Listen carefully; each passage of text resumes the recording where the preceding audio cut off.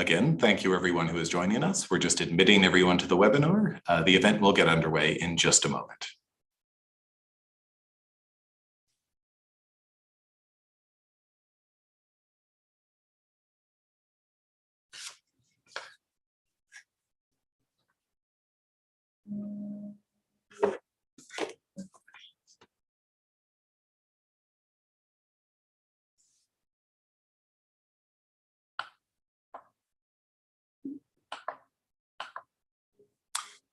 All right, good evening, everyone.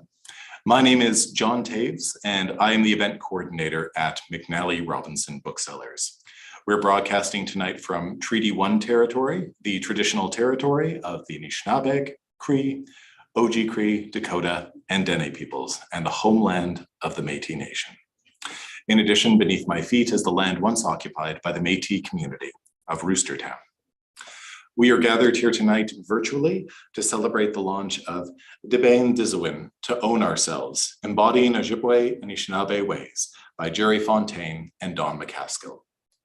We have an incredible group of speakers here tonight, so I am very keenly aware of not wanting to take up much of your time myself. I'm just going to point out that we don't have a chat active for the event this evening, but there is the ability to ask me questions if you're having any issues through the Q&A button, so please feel free to chat with me that way.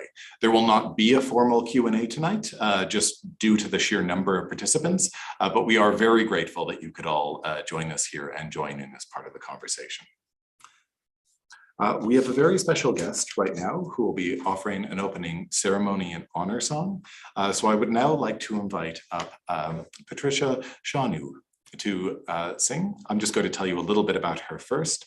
Patricia Xiaonu is from Kettle and Stony Point in Ontario and is a second degree Mideowin Ogishidakwe of the Three Fires Mideowin Lodge. Ogimokwe and founder of the Tecumseh Ogishida Society. And please excuse my clumsy settler tongue throughout the entire presentation. The society is named after Shawnee Anishinaabe leader Tecumseh, 1768 to 1813, who united Anishinaabe nations against white settlement, development, and the destruction of their sovereign nation states in the United States and Canada. Tecumseh advanced Anishinaabe sovereignty based on a confederacy of nations built on a shared heritage, language, and commonality of treaties, economic independence, and political self-determination. She is an active force and staunch advocate for women's issues, and Patricia is widely respected across Turtle Island.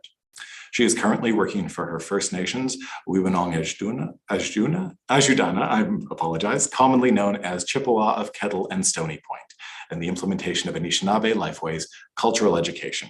It is my enormous pleasure to welcome Patricia Shanu.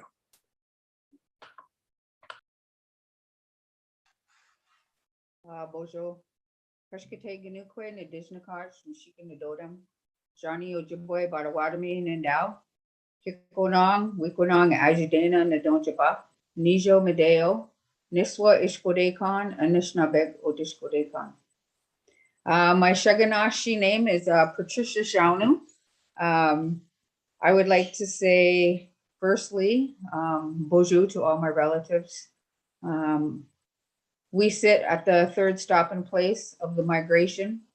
We are at the homestead of the Shawnoo family.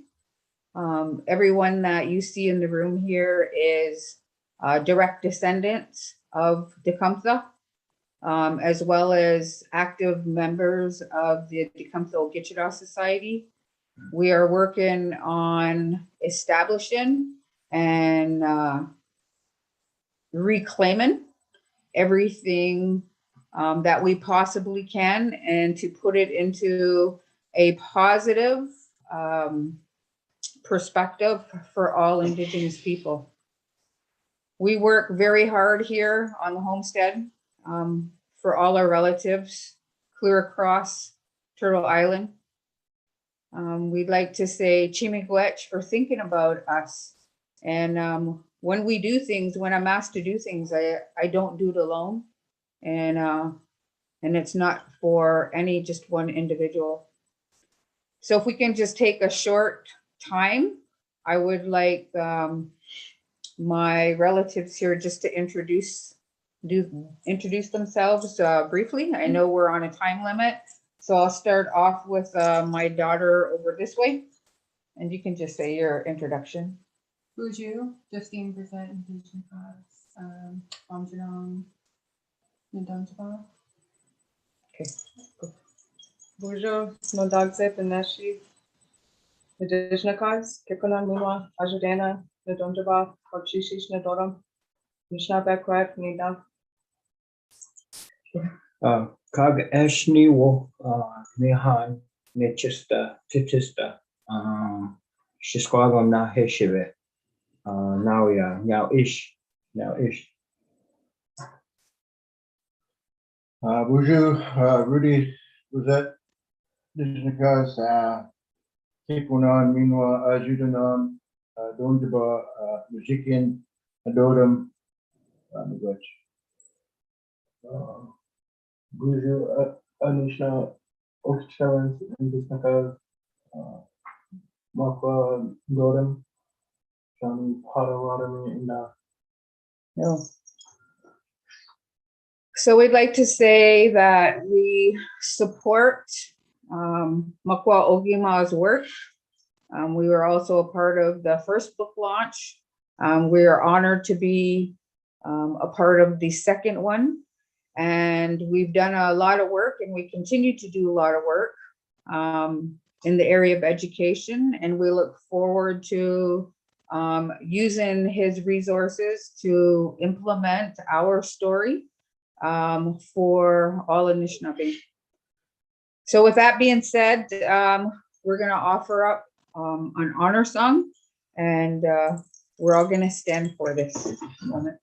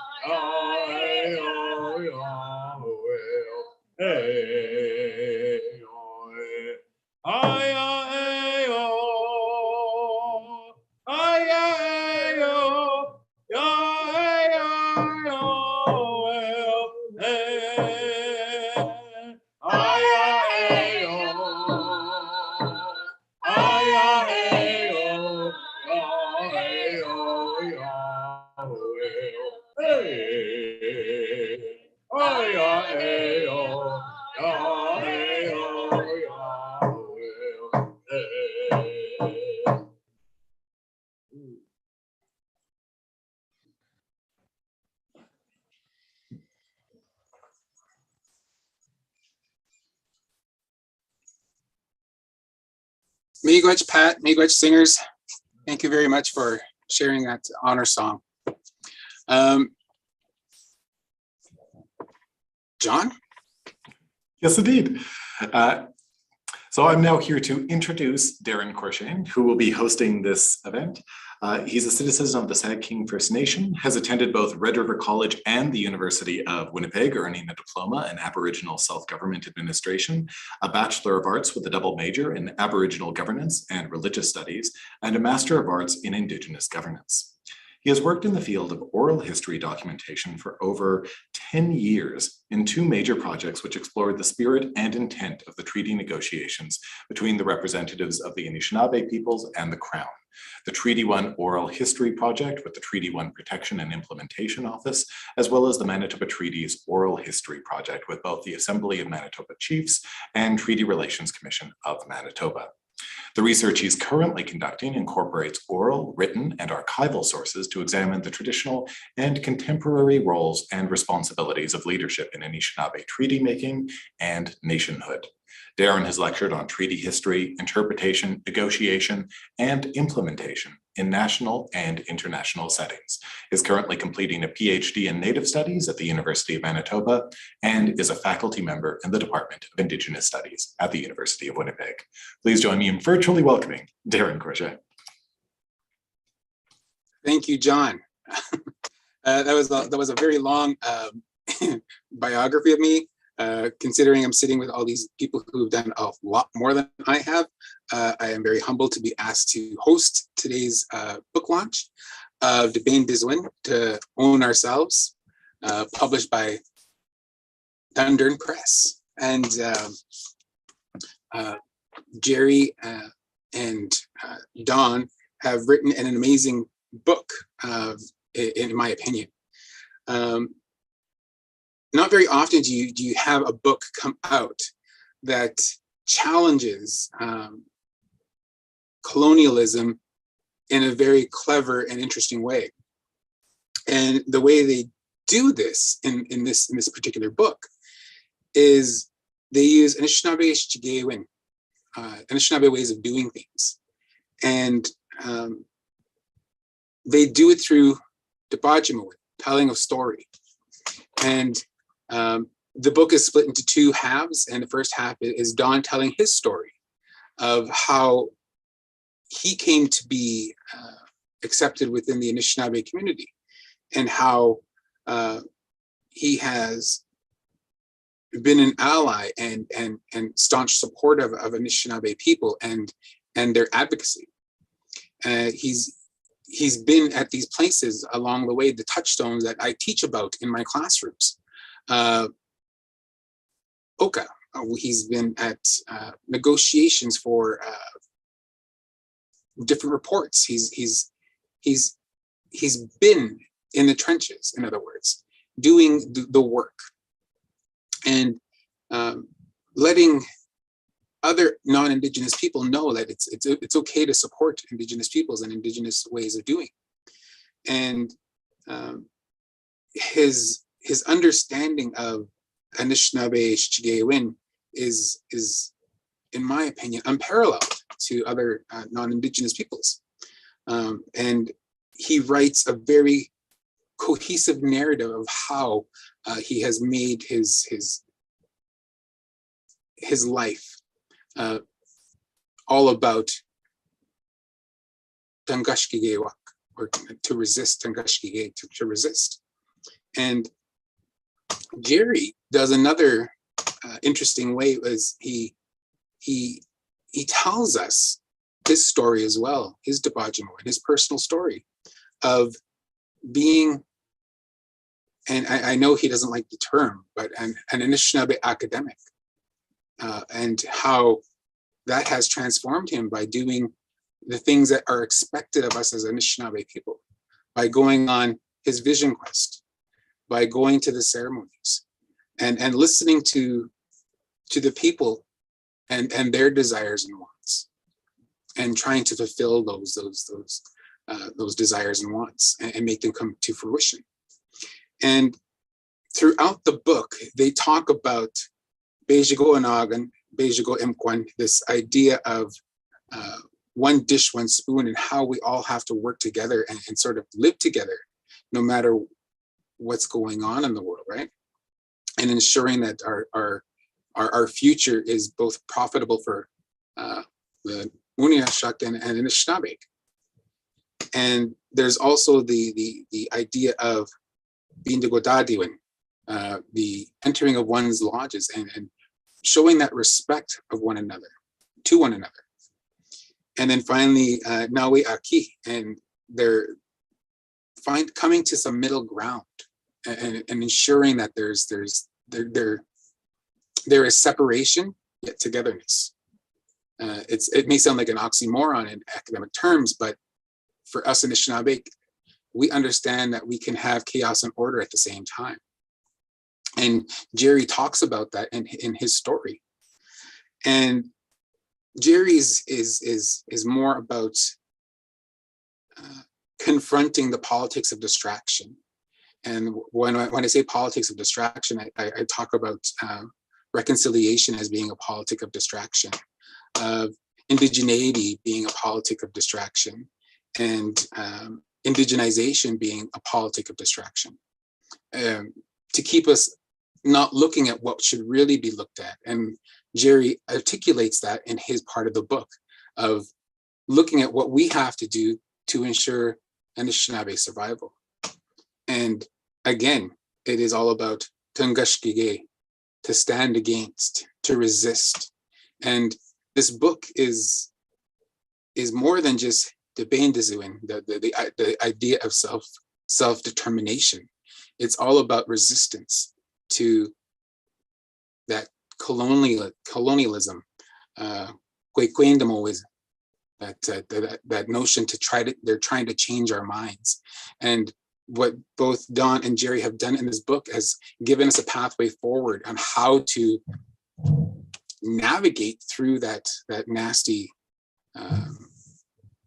venue of colonialism. And I want to say miigwech to both of them for having the courage to come out and say that to tell their stories. It's a unique book that I think all academics have to read, both Anishinaabe academics and Muniash academics. It's kind of telling the people, these non-Indigenous people, get out of our way. Let us do what we need to do to ensure that education for Anishinaabe is education for Anishinaabe and by Anishinaabe. And we'll follow Anishinaabe, Ojibway-Win, Indigenous ways of doing things. And so I greatly acknowledge the work that's been put into this book and the time spent to write it, and for Dundurn Press for actually releasing this book and bringing it forth so that way everyone can read it and enjoy it. There are so many things in there, so many nuggets of information that I'm going to be utilizing in my teaching, and the way in which I describe things, that I'm going to incorporate now. It's so needed, especially within the academy in which we work, where I work in. I think it's a remedy for the institutional colonialism that is still rampant in the academy, and this is a healing path for us as Anishinaabe scholars. So I want to say miigwech, and thank you for allowing me to have this little bit of time to talk. Now, I want to introduce our next guest, our speaker, and please forgive me. I am not I'm not Maori, and I do not have the tongue to speak Maori, so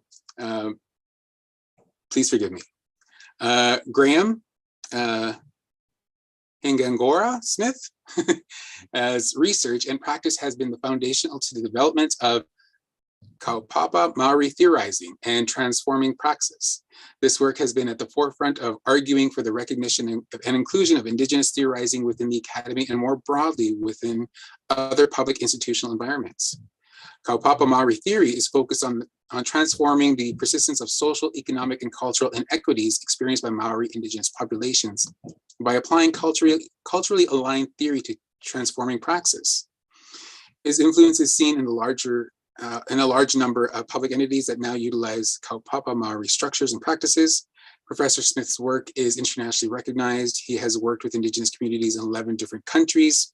He has 2 honorary doctorates from Canadian institutions. He was one of 2 invited keynotes at the 2017 World Congress on Qualitative Inquiry and Social Justice at the University of Illinois. He was elected as a fellow of the American Education Research Association in 2014 and elected as a fellow of the Royal Society of New Zealand in 2020. Ladies and gentlemen, please help me welcome Dr. Smith.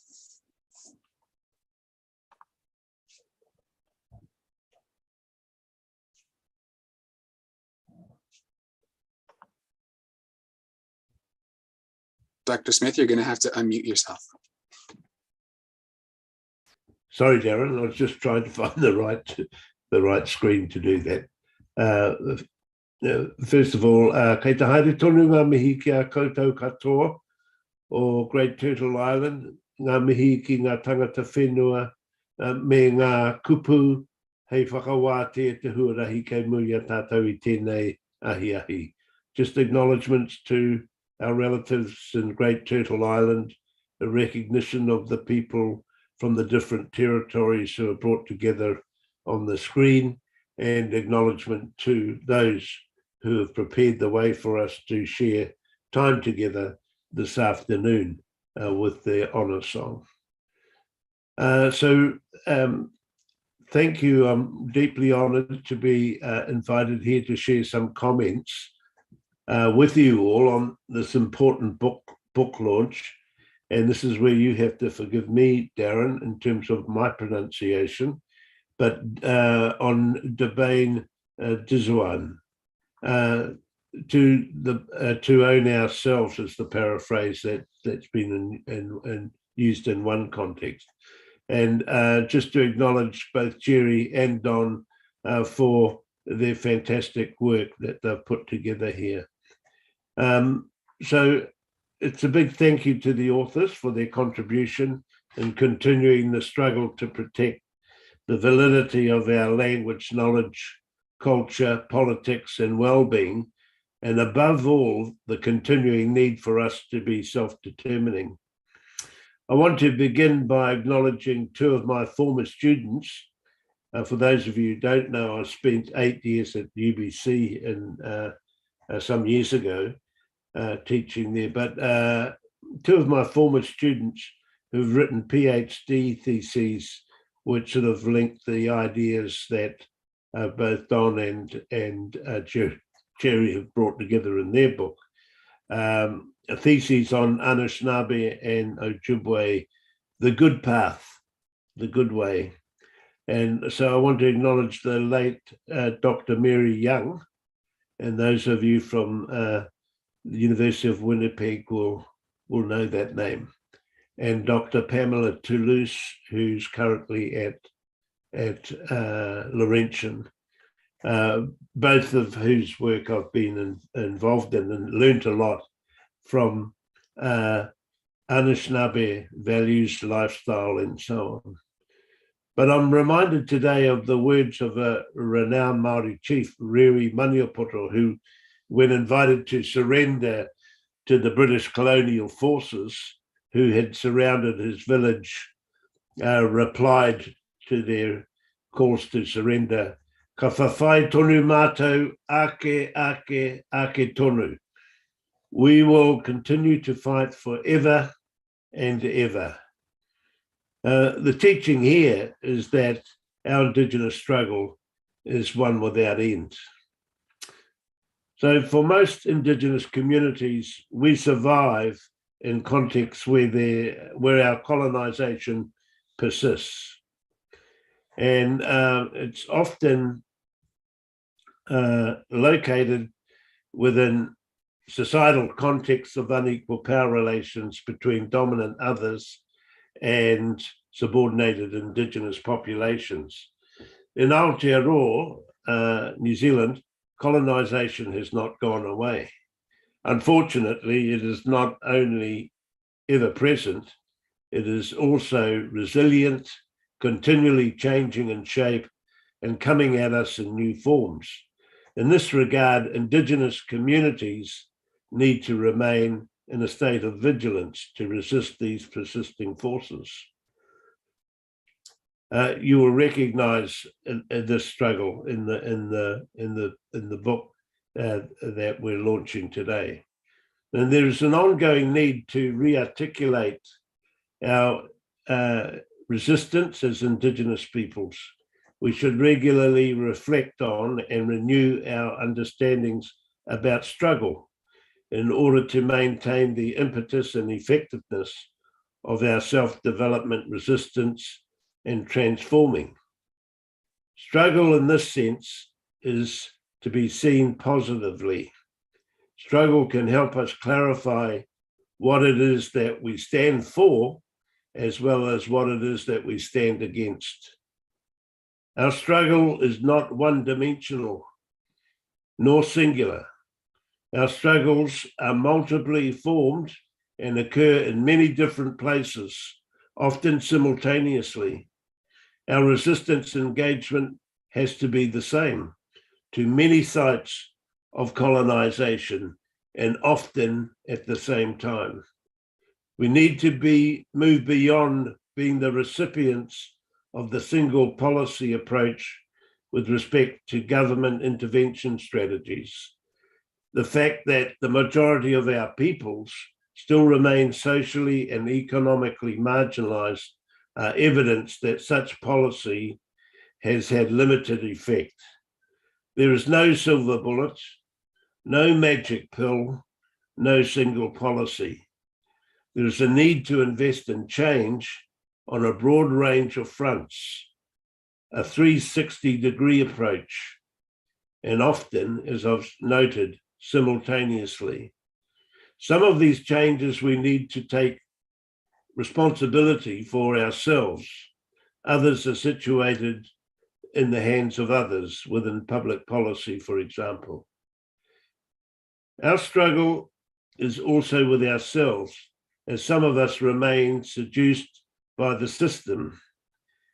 Our struggle to transform rests not just on the individual, but also on our families, on our communities, on our tribes, and on our peoples as a whole.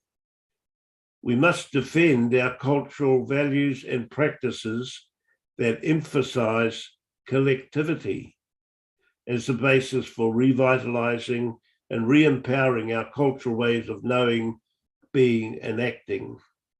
We need to reinstate the collaborative power that resides in our cultural ways.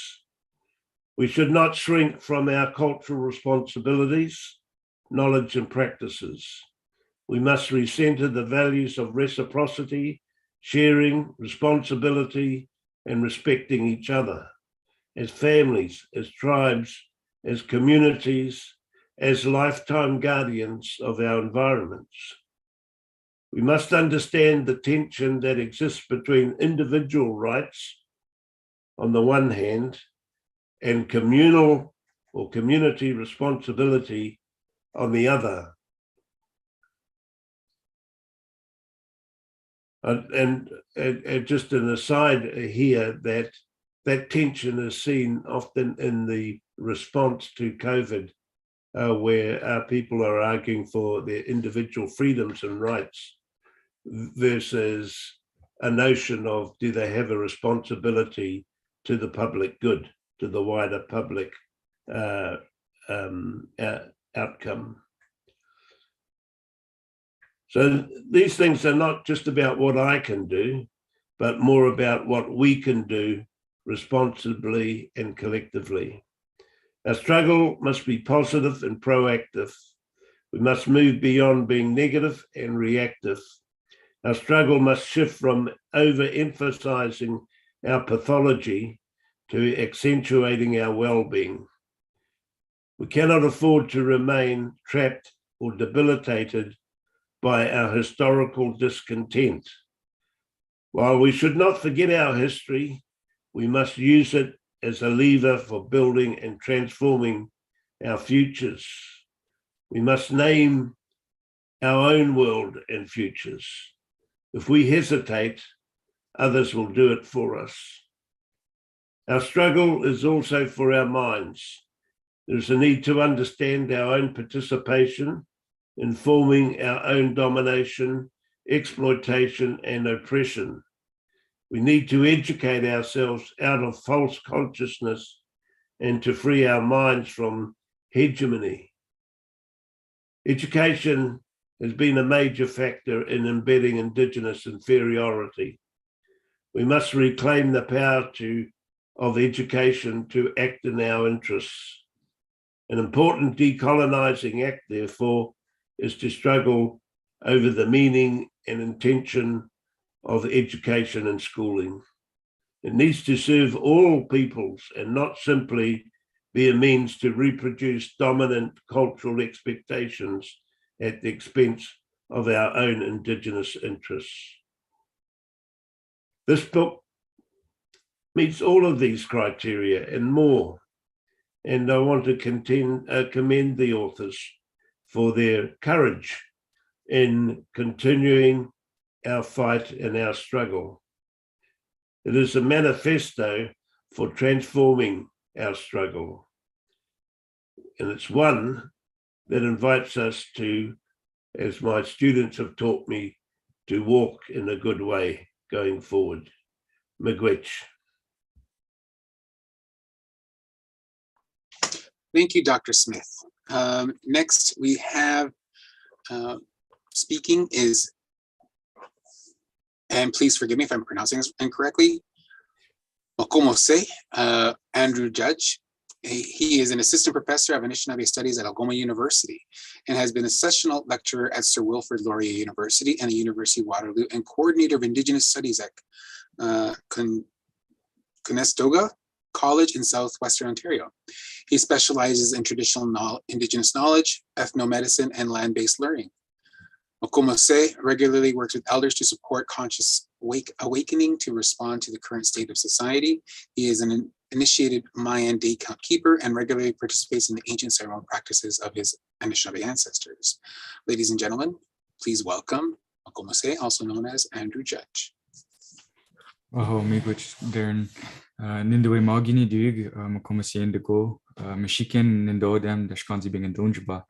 Anishinaabe Ninian Dao, Ojibwe Ninian Dao, Nui Shaganashi, I'll speak English, and thank you so much for this opportunity to share. Thank you to Jerry, who I don't see here at this moment, but I'm sure he'll be back. But I do want to say miigwech to the work that he's done, as well as Don, in producing this work that is certain to continue to shape Indigenous academic work, Indigenous peoples, as well as non-Indigenous peoples in the academy. And as I sat here thinking about my journey to this moment, and the humility that I feel in being asked to share even for a few minutes. I thought about just how I'm tired, and I've been in school my whole life. The other day I said to my friend, I've been in school for 31 years, and it continues. And then I'm thinking about, for example, you, Don, and in the book talking about 50 years doing this work. And of course, Jerry here, Graham, Phil, these are people who have been doing this work and resisting colonization for their whole lives. Thank you. Miigwech. Miigwech. And I know that, like as you just said, Graham, doesn't end. And so it's almost like, as my friend, I think it was earlier this week, she said, like, get it together, like, let's go, we got work to do. I got to pull myself together and wake up and remember why I started this journey in the first place. And it's to awaken in the hearts and the minds of not only our people, our Anishinaabe people, Indigenous people globally, but also the non-Indigenous people who have been so almost fully damaged, as I have come to see, and the thousands of students that I've taught as a result of the colonial regime and its exploits and its manipulation of knowledge. So I thought I want to address just a couple of things, because of course in a book that's 300 pages long, and with 5 minutes or 10 minutes to speak, you can really only do so much. And there's a part of me that it has that fight, and anybody who knows me knows that despite being tired, maybe in this moment, maybe it's because just yesterday we were setting up our evaporator, and the day before we were tapping 50 trees with the students. And I want to give thanks to the students at Algoma University and Shinwak Ginamagegamic, as well as some of the other faculty and staff, the facilities staff who help with that. Like, none of that can happen alone.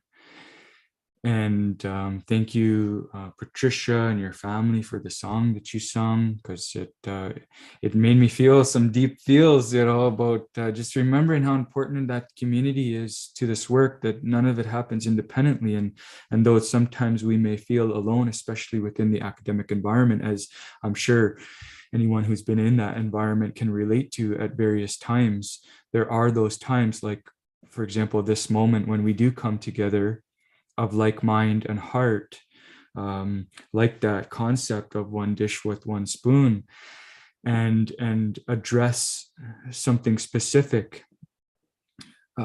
So thank you to those students, and thank you to all the ancestors that have led to us being here, to allow us, to give us this opportunity to share. And my ancestors, I am in my ancestral territory, the North Shore of Huron. I'm in sort of the middle, Bawating. I want to honor this land. It's a very special place. It's a place that I've only known for a short time, having come here, returning. Of course, I wrote my dissertation on the relocation of Anishinaabe and Indigenous scholars for academic appointments, and we're spread out all over. And very few of us actually get to do the work of this resistance in our own home territories, because of the way that the academy is and has been set up. And if you're not sort of in your own homeland, don't forget it. Even though I have never spent time here until the last couple of years, my heart has always been in this place. And I want to talk about that, because I think that when we look at some of the concepts that come out of this book, the Bindigo-Da-Di-Zi-Win, Bindigo-Da-Di-Zi-Win, to enter one another's lodges. For Anishinaabe scholars, most times I find in the career that I've had, I guess it's 11 years that I've been a professor, I've had to mostly enter the lodge of the colonizer. And that's hard to do, especially when you've entered the lodges, the sweat lodges, the ceremonial lodges of the people who are actually doing the work of Anishinaabe teachings and knowledge, and to see how vastly different those spaces are, and how I think what I want to address, I'm going to take a quote from the book. It's on page 18. And it is important to change the discourse, challenge mainstream institutional approaches, and ground those understandings in the God Di-Bayn-Di-Zi-Win, our epistemology, in Di-Bayn-Di-Zi-Win, our ontology, and Ojibway-Win, our methodology of Anishinaabe ways of doing and knowing. And what I'm seeing in the academy right now is a lot of discourse around what's the catchphrases? The indigenization. We're indigenizing. We're decolonizing. We're reconciling. And while there is a place, I believe, for those efforts, and it's not to discredit any of that work, I think there's multiple spaces for scholarship to take place. We have to remember, when we're speaking those words, we are continuing to speak the colonizer's language. Those are all made up terms to address the damage done by colonialism to our way of knowing and being, to that Bindigo-Da-Di-Zi-Win, that way of a good life. So I come back to what are some of those ways that we operate, and I have to hand it to Jerry for, he left an imprint here at this university. And I was saying, well, what am I going to talk about today? Maybe some cues. And so I asked Jerry, because I only met Jerry just over a month ago. And last term, I was having a really tough time. And I think any Indigenous academic, any Indigenous person really who operates within institutional settings can relate to.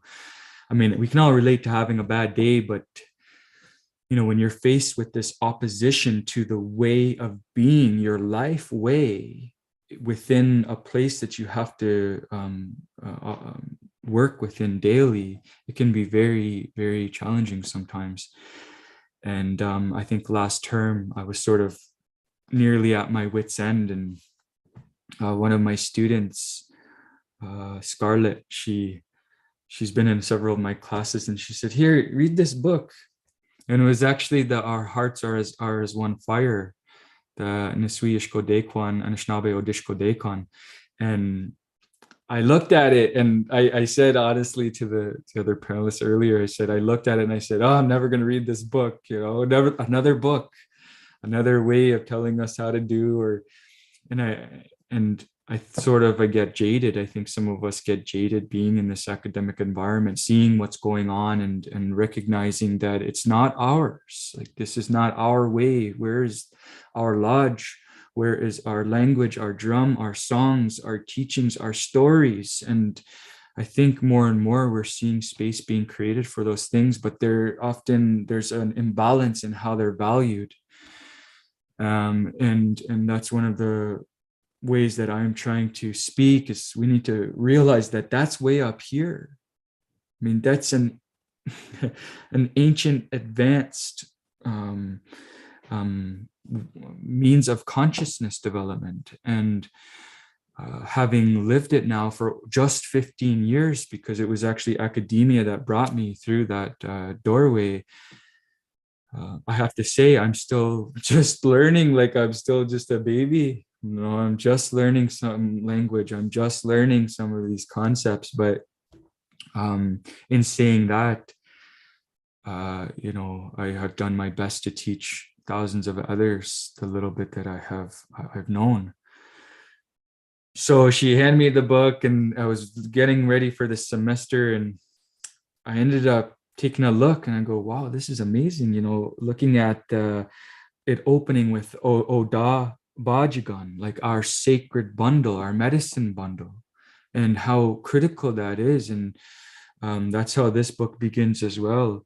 And Anishinaabe Ojibway-Anishinabe Ways, our ways of knowing and doing.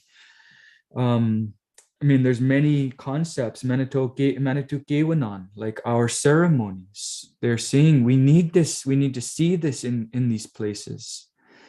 And our Chigewanan, our moral stories, like there's a morality that we lived by. And it's hard to live by that morality when you're living within a colonial institution, when there's been so much damage done by it. But I'll just add one more, Anama Ewan, and our prayer, right? That I think we started even before anybody showed up today with prayer, with pipe. And thank you, Darren, for that. I think we just got to continue to do that. But I'll say this, I'm going to end with this, that there are these concepts that are emerging. And I want to challenge other Indigenous scholars to know who or which Indigenous knowledge you represent, to be clear about that, to say, I am Anishinaabe. You know, I am an Anishinaabe and Nini, so I can't speak for Cree, I can't speak for Dakota, I can't speak for Mayan or Coast Salish. I can't speak for them. I can only speak a little bit for Anishinaabe, and then it goes down deeper to a place. What is the place to which that knowledge has emerged? And within institutions, I believe we have to speak that we can do decolonial work, but that's for the colonizer. That's work for the colonizer. We can do indigenization. To me, that's still work for the colonizer. We can do reconciliation, but that's still work for the colonizer. What I believe is we have to, now we're at a place, and we owe it to all those scholars, all those elders, all those ancestors who left those pieces on the trail for us to pick up piece by piece. And now we're coming back together, piecing that puzzle back together. And it's hard work, it's tiring, it's exhausting, but it's beautiful work when you get it, one of those pieces together, and you see the bigger picture emerge. But that's where the level is now. There is a place for that other work, but be sure to know your place and not to cross the boundary of your place. Not to speak for other Anishinaabe. We are free people, right? And that's the title of the book, right? Is that we are self-determining people, and individually we are self-determining as well. So I just want to say thank you so much for this opportunity. And I will continue to do my part as best as I can for as long as I can, until somebody, you know, gets the cane out and pulls me off the stage or whatever. Then I'll probably do something else. But I am a land worker. I have and will continue to work with seeds and give away seeds and grow food and medicine and share that medicine. Thank you so much. And I hope that my words have some level of impact for those who are listening. Miigwech Nakanagana. Miigwech, Andrew, for speaking. Gitebwe. You spoke the truth. You spoke the truth. I acknowledge you for speaking. Next up, we have Ken Young. And Ken Young is from the Opaskwayak Cree Nation and Treaty 5 territory here in Manitoba, is an Indian residential school survivor and has practiced law in Manitoba since 1974. He was the Assembly of First Nations Regional Vice Chief for Manitoba in both 1991 and in 2000. Ladies and gentlemen, please help me welcome Ken Young.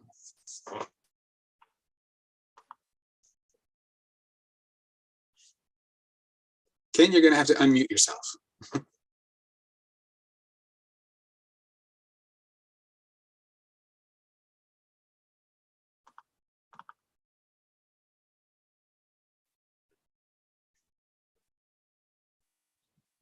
You're still on mute there, Ken.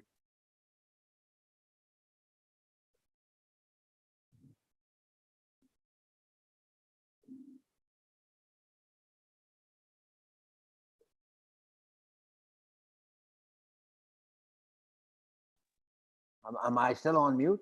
Oh, No, we can hear you now. You can hear me now? Okay, Mhm. sorry. First of all, Jerry, congratulations on your new book. And I must confess, I haven't read it. I haven't even seen it. But I understand that the thrust of it is to challenge what is happening in Indian country across Canada. First of all, there's the policy that the Department of Indian Affairs is implementing called the Inherent Right Policy, which in my view is a policy which is basically directed at destroying the nationhood of First Nations people. They say they're negotiating nation to nation, when in fact they're negotiating with individual First Nation communities to arrive at self-government agreements, which they will endorse through legislation subsequently. In fact, the arrangements are corporate arrangements. First Nations communities will be styled as municipalities and therefore subject to probably provincial legislation, including federal legislation, in terms of their in terms of their activities as governments. As Dr. Smith mentioned, colonization comes in many forms, and this is just one of them. The other one that I am critical about is the way the UN Declaration was negotiated, and what happened after the negotiations happened. The states that own the declaration included in it Article 46, which really gutted all of the work that had been done for 30 years in trying to negotiate the declaration. What Article 46 does, in my opinion, is that it subjects the declaration subject to the purpose and meaning of that article. All it basically says is, in a nutshell, is that the declaration and any assertion of rights by the people who are supposed to benefit from the agreement, the Aboriginal people of the world, will be subject to the constitutional framework of each of those countries, including the legal framework. And that provision in the declaration has not been legally interpreted, but now that the Canadian government has legislated into existence, the courts will surely interpret what Article 46 means in the big picture of what the declaration is supposed to do for the people who are supposed to benefit from it, the original people of the countries. I guess I can say that the countries who do not have treaties will benefit from the declaration. In Canada, we have treaties, we have Section 35, and therefore, in my view, the declaration is really superfluous here. It's not necessary, it's not required to move the rights of the First First Nation people forward. And I think that the declaration itself is just another aspect of colonization, in my opinion. And Jerry, I think that the work that you're doing in terms of identifying how it is that First Nation people can challenge colonization through ceremony, through the language, and through relying on their sovereignty, relying on their rights, their treaties, identifying what the spirit and intent of the treaties are, the original spirit and intent. That's never been undertaken. Our elders talk about it, but in terms of laying out what it is that the spirit and intent of those treaties is or are, that's never been done. I think that work needs to get done, and that the nation to nation arrangement that Canada talks about has to be done through the nations. Each of the nations will sign the treaties. Like in my case, Treaty 5. A nation that signed Treaty 5 should be negotiating with Canada on a nation-to-nation basis to implement what it is that that treaty represents and what kind of government the people can create under the treaty that they negotiated with the Crown.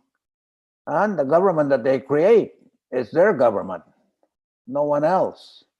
And that Canada should not be in a place to say that we approve your government. That's not the place for Canada to be in. I think that a nation that creates the government in Treaty 5 can develop its own constitution that lays out its government framework, its jurisdiction. And if jurisdiction has to be negotiated, it'll be done on a nation-to-nation basis between that nation, Canada, and if necessary, the provinces. So, Jerry, again, I want to acknowledge the work that you're doing. I'm proud of you. You're a good friend, and keep up the good work. Thank you very much.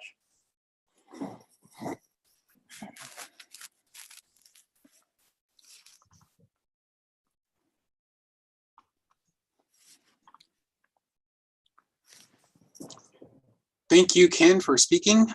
Next, we have, let's see, Daryl Bosno. Daryl Bosno is a lifelong citizen of the Ojibways of the Garden River First Nation. Daryl is a proud Sturgeon Clan family member.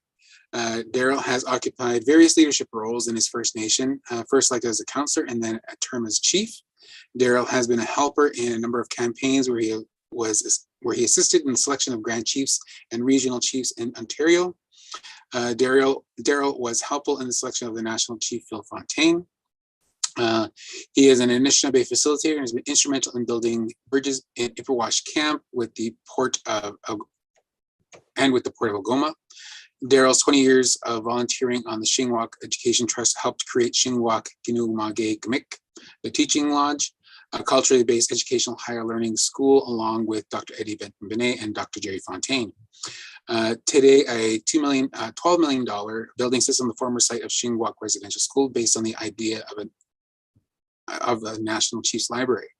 Today, as an Oshkabiwis, Daryl is the manager of the Anishinaabe-Di-Zi-Win cultural program with Hingangaroa Family Community Services to bring reunification and healing to children, families, and communities that incorporates our 7 sacred laws and grandfather teachings. Daryl shares his lifelong work with his wife, Martina, and their children, Dakota, Arizona, and Zaylen. Ladies and gentlemen, please let me welcome Darrell Bosno. Miigwech, Darren. Winabojo na doy maga na duk, nagtabagabo nago, na made odem, kitiganzwi dunjaba, Ojibway-Anishinabe. Let me start off first by extending a huge and very proud congratulations to both my good friend Jerry Fontaine and to a colleague I met not too long ago, Don McCaskill. And I'm very happy to be here with all of you tonight.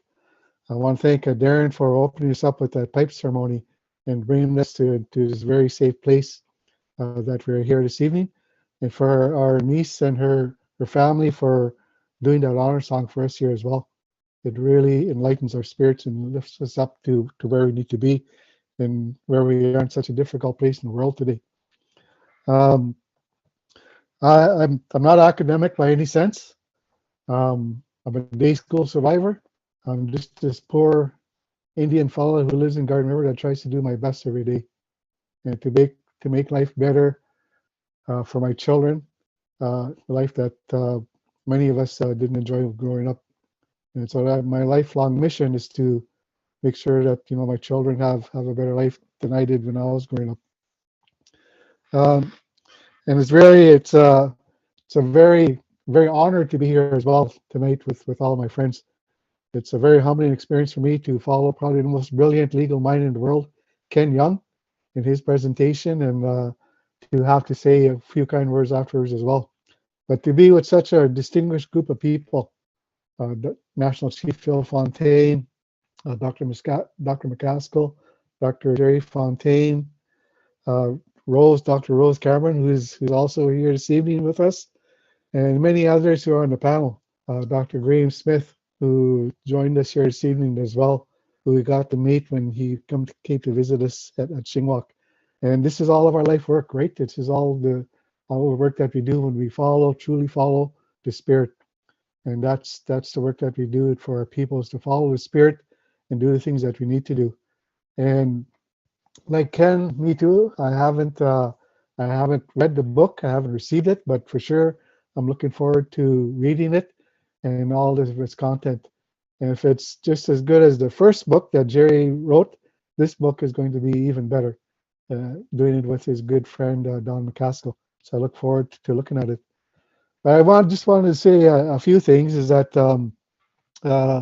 resistance? It has been our lifelong journey for many of us, whether in leadership, elected leadership in our communities, or just being a community organizer.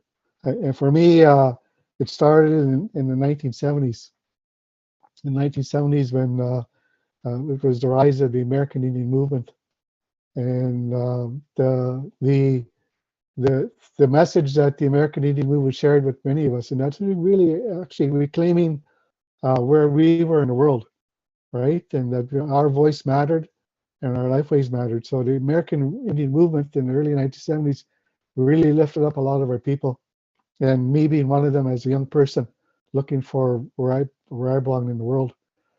And the American Indian movement helped many of our community, many of our people, many of our members in our communities. Sadly, it was characterized as this militant group, but it was really a spiritual movement that the American Indian movement was all about. And that work continues on today, although people might not think it's active. And we probably lost the last original founder of the American Indian movement recently. But the work still continues because the blood continues to flow of our people. As a result of the American Indian movement, probably the most recognized piece of resistance that any of us in the world have probably seen, because this icon has been transmitted globally. And if anybody who has ever passed through Garden River will see on the railroad this sign that's been painted there. And it's a simple sign. It says, "This is Indian land," right? Taken in the context of 1970s, when we still looked at ourselves as Indians. This is Indian land. And I'm proud to say, because it's been over 30 years, we kept it a secret of who's all there, who actually painted that sign. I'm proud to say I was there that evening. And if it wasn't for the philosophy of the American Indian movement, I don't think many of us would have had that courage here in Garden River to do that. And that sign remains there today. Shortly after it was painted, the railroad came by and they painted over it. We went back and we repainted it, and they came back and they painted over it again, and we went back and we painted it again. Finally, they gave up. But later on, they decided that they wanted to clean it up again. And so they painted over it. This time we didn't go back. It was a different group of people that went back because it meant so much to our people. And it was such a profound statement that, the words of Chief James Gosnell, this land belongs to us, lock, stock, and barrel. And we need to understand that. We need to truly understand that this is our land. And so that message has been carried in our history for a long, long time. And I'm very proud that, it remains there and that people continue to stop by still today and take their pictures of it. And maybe you'll see it on Facebook or somewhere that people are passing through our territory, that they'll see that sign. So if it's in the same context of how this book is written, resistance, right? And fighting the enemy at the door, then we continue to do that. This is Indian land, is that statement that this land belongs to us.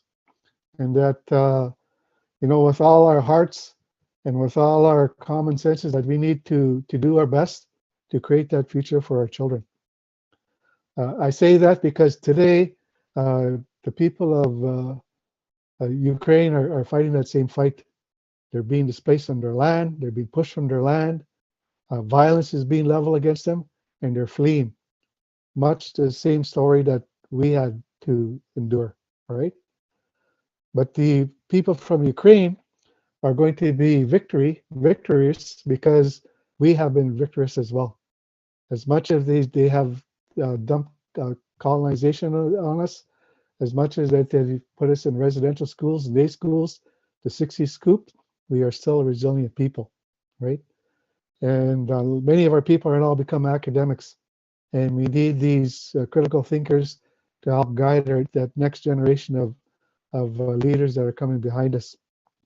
And so that's 1970. The 1974 was a profound moment. In addition to that, we were also proud to be the lead drum when we occupied Parliament Hill in 1974.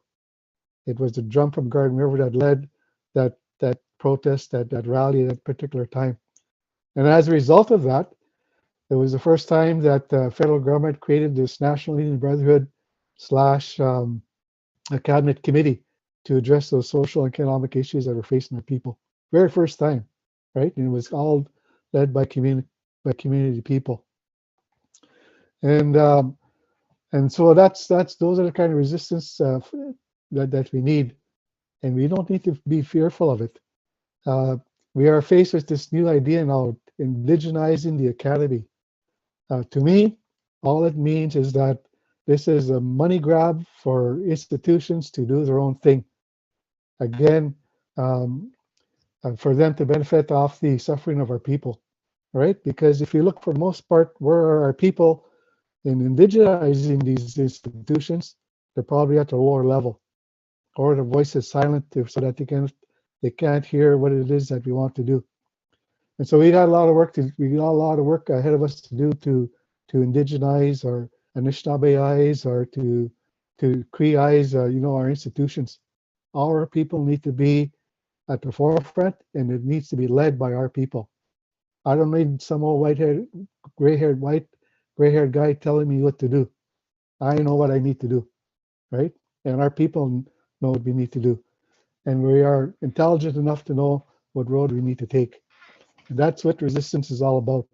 That's what resistance is all about. This is our land.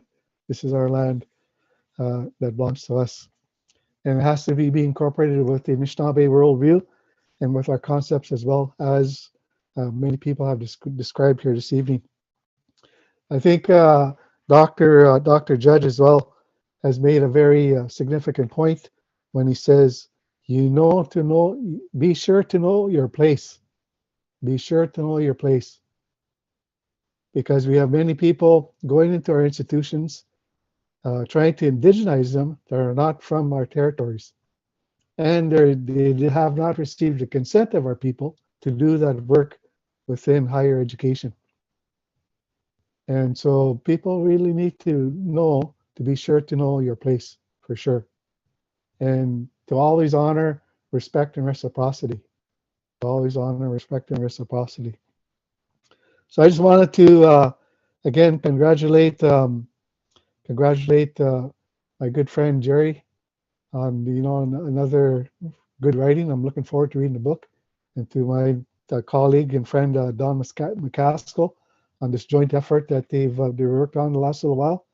And knowing that, these words that they put on paper are going to benefit many of us to give us that courage and to be brave to do what is necessary. And to know that for us, it's not to be fearful to say no. You can't do that, right? Because we need to be making those decisions on our own, as Ken has described, that within our own self-determination. We know what's best with us for ourselves. So with that, brothers and sisters, ladies and gentlemen, colleagues, I want to ask that the Spirit continue to follow each and every one of you, and continue to lift your pipes, continue to put your tobacco down, continue to do your ceremonies, continue to pray, and however faith you have, because there's only but one God. There's only but one God in this world. There's only but one Creator. And I'll leave this with all of us here this evening as we celebrate the launching of this book. And this comes from Dr. Bodwaywden. It's always been a message that has remained with me throughout my lifetime. And that is, and it's really reflection in terms of Anishinaabe education. That this is what it is quote, "The road to knowledge is eternal," right? From the day we are born till the day we leave this physical world to the spiritual world, it's always a learning experience. And to embrace that knowledge the best we can. And to be thankful and grateful for what the Creator has given to us each and every day. And to be thankful for our children, our grandchildren. And to never be scared or fearful to tell them that you love them.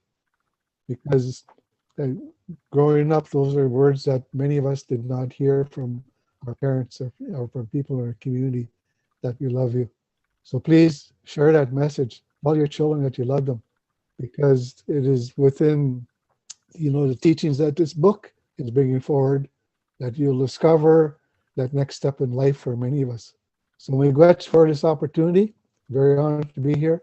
And I want to thank Dr. McCaskill and Dr. Jerry Fontaine for this great opportunity, and for all the panelists here this evening tonight. Miigwech. Miigwech, Daryl, for those kind words. Next up, we have one of the authors of the book. And forgive me, Don, for saying this incorrectly. I am not Cree, but I will attempt the Cree name. Kapitaat, also known as Don McCaskill, is a professor emeritus, which means he's a retired professor in the Department of Indigenous Studies at Trent University, where he has taught for 47 years and served as chair for 13. Wow, that's a long time there, bud. He has edited 7 books in the fields of Anishinaabe culture, education, community development, and urbanization. Don currently lives in Toronto. Please, everyone, please welcome Don McCaskill. Miigwech, Darren, and miigwech for starting us off with the pipe ceremony, and to Pat and your family for the honor song to start us off in a good way, and to all the panel members who have taken your time to honor our book, and miigwech to all of you.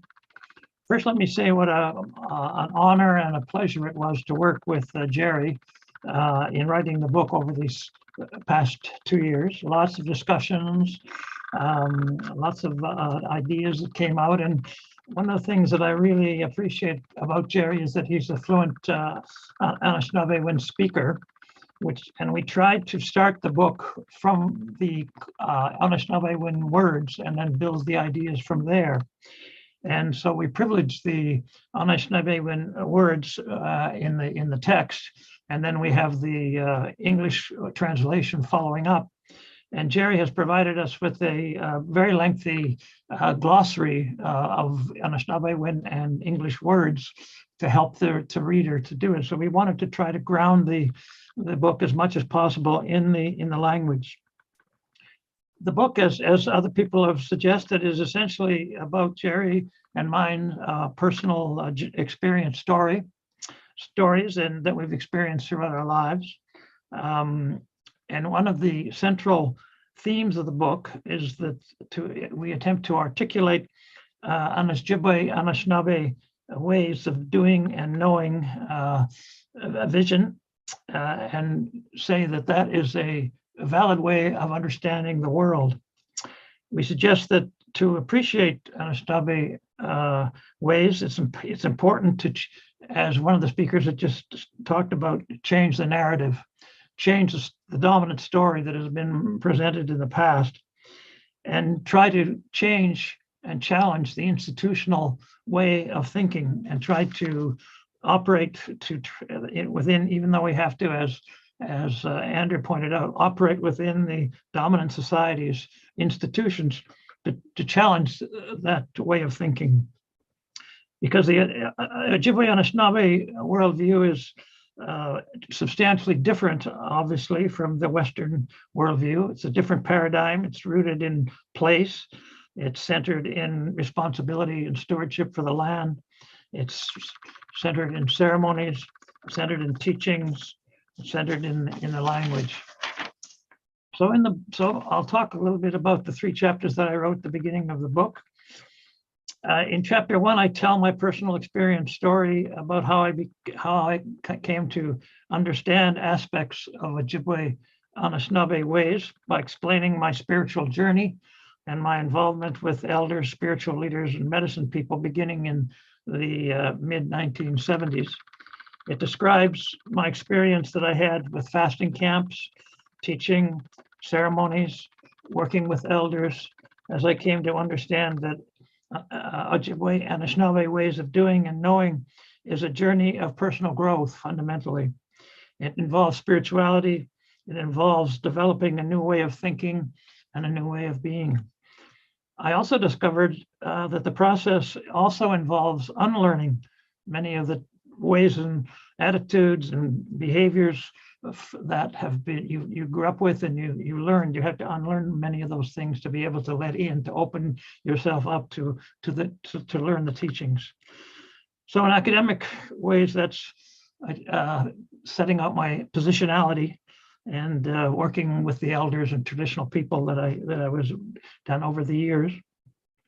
Chapter 2 focuses on the political activism and cultural renewal of the Seventh Fire from the late 1960s to the present that I was privileged to observe and be involved in over the 50 years.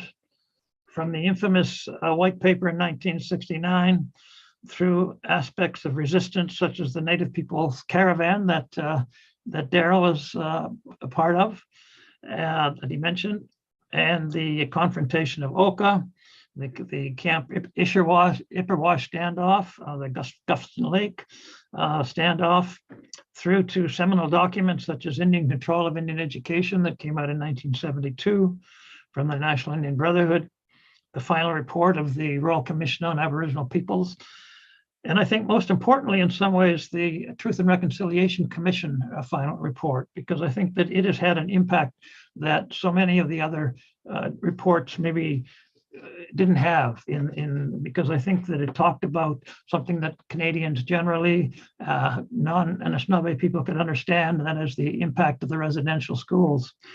And so that a lot of the discourse that's now coming out around reconciliation, indigenizing the academy, emerged from that. And so in the book, I put a timetable of events that goes back to 1969 all the way through. And the chapter also discusses the revival of Anishinaabe cultures across Turtle Island that began in the early 1970s. With the restoration of elders, spiritual leaders, and medicine people to their rightful places of honor, and teachers and leaders and ceremonialists in their community. That was an incredibly important story as well to tell, I think, and talk about some of the institutions that were culturally based in those early days, such as the Nietzsche Institute, Poundmaker's Lodge, the ecumenical conference that was held on the Morley First Nations in the 70s, the way, the teachings of the elders interpretation of the treaties. So we talk about that in chapter 2, and because we believe that it's important to understand where people came from in order to move forward, to understand the history and the struggles that all of those leaders, those academics, those community people, those political activists engaged in, some of whom are on this panel today that have talked to us. It's really important to honor their contribution in the struggles that have gone before. And sometimes those particularly the younger generation, aren't aware of those stories. In chapter 3, I use Indigenous studies as practiced in universities and colleges in Canada as a vehicle to understand Anishinaabe ways of doing and knowing. I reflect on my 47 years of teaching in the Indigenous Studies Department at Trent University and the growth of the discipline in virtually all universities in Canada. At Trent, the department rested on 3 pillars, which I think are somewhat conventional in all of the departments. One was a solid academic structure, a program of courses that students would study in a conventional kind of way. Second, an applied community component, an advocacy role that involved sending students out into the Indigenous community and bringing representatives of the Indigenous community into the academy, and also us participating in various kinds of advocacy roles. And thirdly, a cultural component. And these latter 2 aspects, the applied and the cultural components, were unique to Indigenous studies and involved, especially in the early days, a lot of struggles within the university for acceptance, because the Western, it was embedded within a Western-based academic institution that had its own governance structure, has its own values, has its own understanding of what knowledge is. And we were going against the grain in so many of those ways. And in those early days, particularly, there wasn't a lot of acceptance within the university. And I talk about some of the history of how that acceptance came along. One of the things that we were particularly proud of is that we were able in the 1970s to bring on elders and have them accepted as tenure track faculty within the collective agreement, within the union, all of those things. And their knowledge, their wisdom, their experiences were essentially accepted as the equivalent of a PhD program, a PhD degree.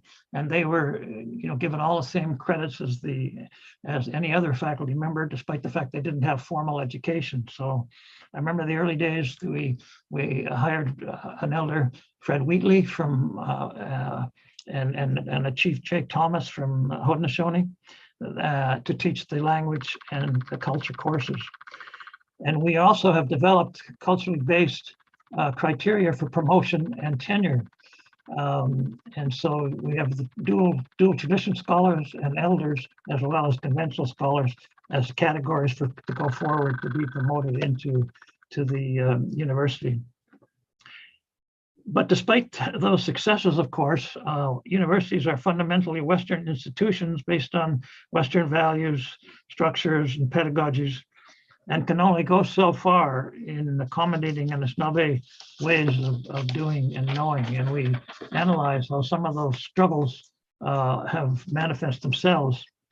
So the question becomes, are the institutional structures willing or able to undertake the necessary transformational changes required for authentic reconciliation? And we argue in the book for genuine reconciliation to occur, it must be based on a level playing field. That is, it entails non-Anishinaabe people having some degree of understanding and honoring of the Anishinaabe ways and culture. And as Darren mentioned, we talk about 3 different processes whereby that might happen. These are traditional Anishinaabe protocols. The first one is 1 dish and 1 spoon. The second is to enter one another's lodge, and the third is the middle ground. And briefly, the 1 dish and 1 spoon is kind of an environmental ethic, which inherent in a treaty between the Ojibwe, Anishinaabe, and the Haudenosaunee, involving the cultural practice of sharing a meal recognizing that there's only one dish, which is the land, the Mother Earth, and one spoon, that is humans, who must share the land and its resources in a sustainable way. And so that, and many, as Ken was mentioning, of the treaties came from that perspective. And then to enter one another's lodge is a process of coming together, as Darren mentioned, in such a way that each of the parties put aside their biases and enter into an agreement as to how to live together. That was done traditionally, for example, when the Ojibwe-Anishinabe and the Lakota people had common territory where they were struggling because of hunting rights or conflicts. They would have a ceremony where, say, an Ojibwe group would come into the camp of the Lakotas and with a pipe and have a ceremony and spend the winter in that community and share all their experiences. Now, the third protocol is the middle ground, which is a historical process of negotiation in which the Anishinaabe and the Europeans came together to create an agreed upon way to respect each other's way of life and live together in peace. It was, as Darren mentioned, a paradoxical process, which with each group coming from a separate place, culturally and politically, but also each having an understanding of where the other group was coming from, understanding their culture, their attitudes, their values to some degree, and their cultural practices, and were able to come to some kind of agreement because they had that common understanding. That process stopped after 1812, when the Anishinaabe people were no longer necessary for military alliances. But as we argue in the book, in effect, it was reconciliation through separation.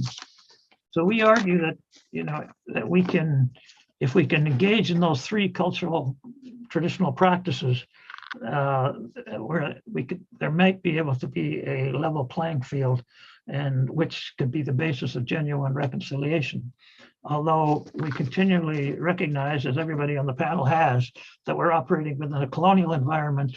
Colonialism and power relationships, unequal power relationships, operate at all different levels, subtly and overtly, and it's going to be a challenging task. So those are some of the topics and themes that we touch on in the book.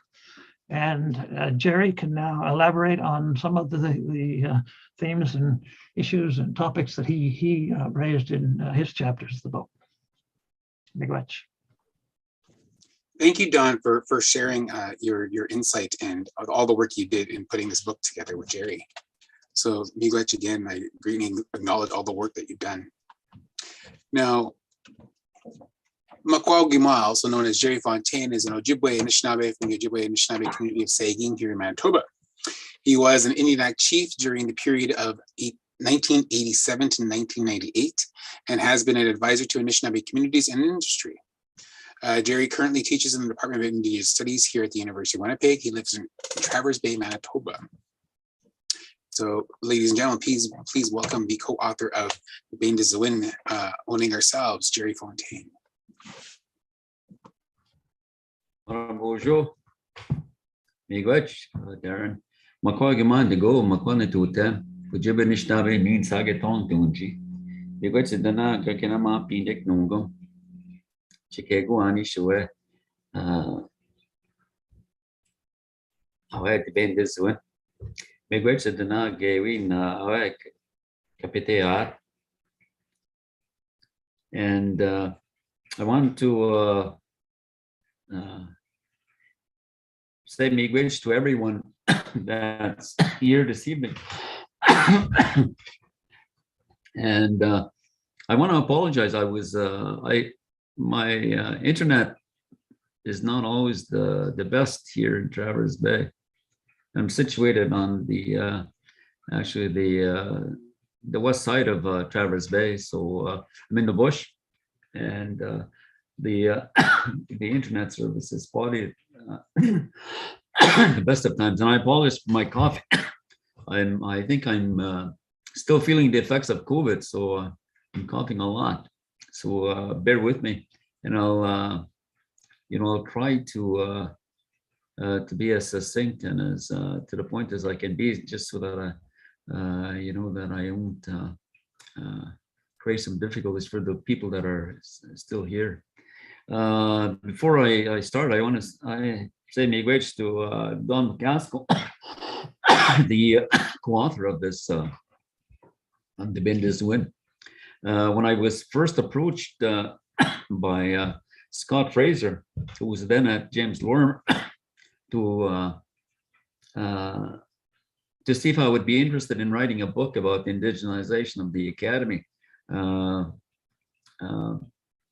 I obviously, as Darren pointed out, I don't see myself as an academic. I'm much like Daryl, my brother Daryl from Kitigan-CP. I'm a guy from Sagittong, where the river widens, and I'm sagging right down to the ground I stand on. And it's the spirit of sagging. It's the spirit of my my mom, my dad, ni baba, shiga ni mama. It's my grandparents, on both sides of my mother and my father. My uncle Nimishum say my Eyad Gavin, Phil Fontaine, who I write about in the book. And I want to speak a little bit about that as well. So I'm very much, I like to see myself as really rooted in Saging, in the land of Saging.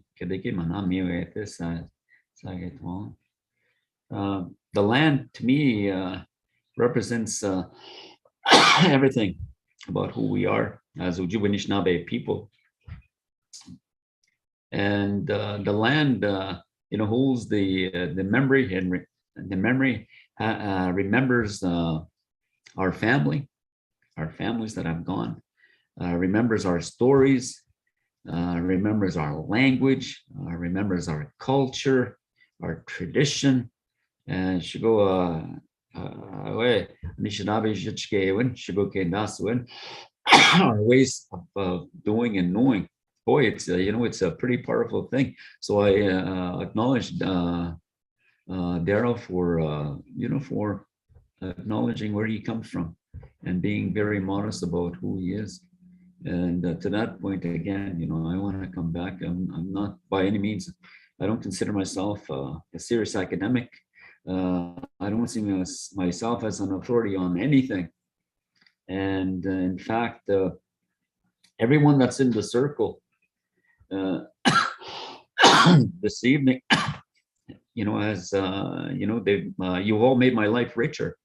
I'm part of all of you, and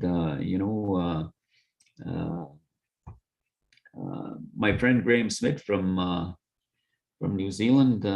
I met him when we were starting. Daryl alluded to Shingakinamagigimimo. We had Graham actually come and be part of the think tank, along with Eddie Benton Benet or Bodwin Benesi and Ingva Liffman and Ruth Norton from and Marcy Fontaine, who were part of the think tank. And we started putting the thoughts to what an Ojibwe-Anishinabe, because the territory Kitigan-Zibi is Ojibwe-Anishinabe. So we were looking at what Ojibwe-Anishinabe would look like. And there was some opposition, obviously, because I'm not sure we've heard from from Andrew, from Ken, from Graham, from Darren, Don, about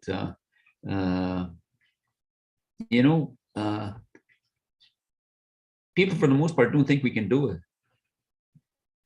and they didn't think we could create Shingakanamangigame. And you know, there were a number of students that were involved in this movement. And one of the first questions we asked these young people is, what do you think, or what do you need to be successful in this world today, in your community? So with that question, they started identifying things or issues that we needed to address. So first, because we were in Robinson, Huron, Robinson Superior, treaty territory, and a lot of the students came from the 2 treaty. You know, they spoke to treaty. Then we asked, well, treaty. One of the things we asked as well, treaty. Our people wouldn't have talked of treaty. We wouldn't have seen it from that concept, from the European concept, this word treaty. And so we started exploring our own terms. And I like this term, and you know, I get this from Darren actually, and Darren is probably you know, more fluent than I, and because he knows the old language, the language of ceremony, because he spent a lot of time with Anishinaabe, Gete Anishinaabe, and Goituin. And I like his description about how he sees it about wrapping yourself and each other in this blanket that Manitou Ke is able to share with you. Goituin. And then I've heard other, we talked of these other concepts, which we've heard around the circle this evening, Pinigudatuin, you know, to enter each other's lodges. And Darren mentioned Pejigo, and make one Shigo Pejigo on a gun, one bowl, one spoon. And each one of these concepts are about sharing. So this is, we kind of, the students, the young men and women kind of flipped this, what they wanted to talk about in terms of going to Pinigata, when she go, Pejigo, and make one she go, Pejigo, on a gun. So we started talking about things from that perspective. And then, you know, we went obviously from pre-Confederation treaties, numbered treaties, modern day treaties, but they also explored the initial, some of the first, when we talked about relationship, the relations between Yitutiminanik, our clans, and the relationship between our clans and ourselves. That was a relationship.